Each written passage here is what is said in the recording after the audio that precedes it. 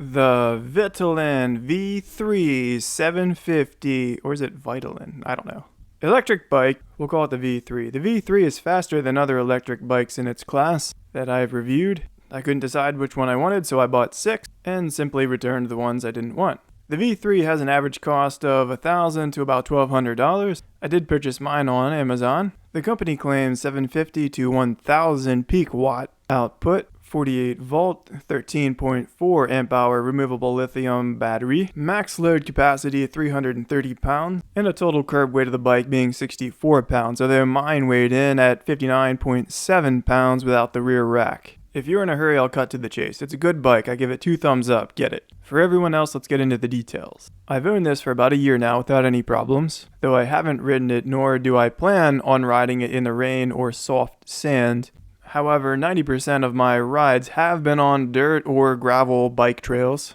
I did test customer service. At the time of this video, customer service is very good. I believe they were only available online, but they are quick to respond and very helpful. The company claims 28 to 50 miles on a charge. I absolutely believe that. I never ran the battery dry, but from a full charge I rode it about 30 miles on level ground and the battery only showed about half full when I was finished.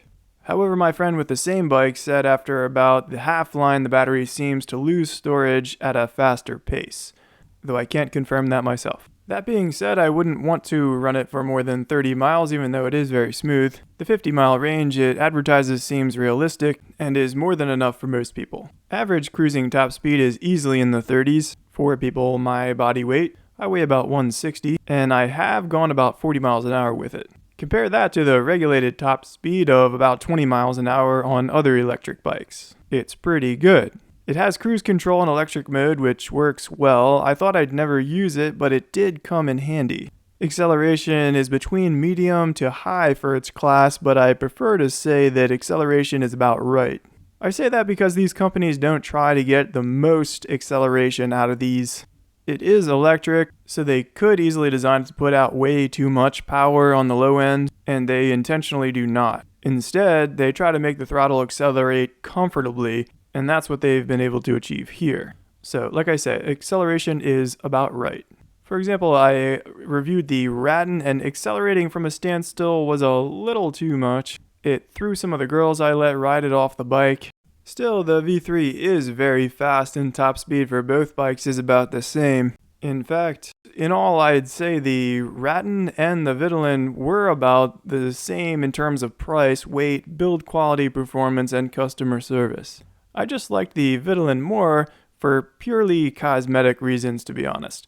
The battery is in the frame of the Vitilan, whereas it is in the back behind the seat on the Radin. Also, the rear rack is removable on the V3, whereas on the Radin it is welded on. For better or worse, I don't know, but it is welded on. All of the electric bikes I reviewed do fold. I would never consider buying one that did not fold. Why would I when the ones that fold are just as durable and the same price? And when riding them is only possible because they fold. Otherwise, I could never get 3 of them in my car and have a good time with friends. I have spent a lot of time on other electric bikes that do not fold, Juiced and 2 other brands. The names escape me at the moment, but they did not fold. I rented them. I spent a lot of time on them. They seemed just as good, except for the fact that they did not fold. You could put one in your car at a time if you were lucky. In fact, you could not put one in a car. You would need a truck in order to throw it in comfortably without taking anything apart. How fast does it take to break down? It takes precisely 5 seconds. I did time it. Yes, I also tested riding it without the battery.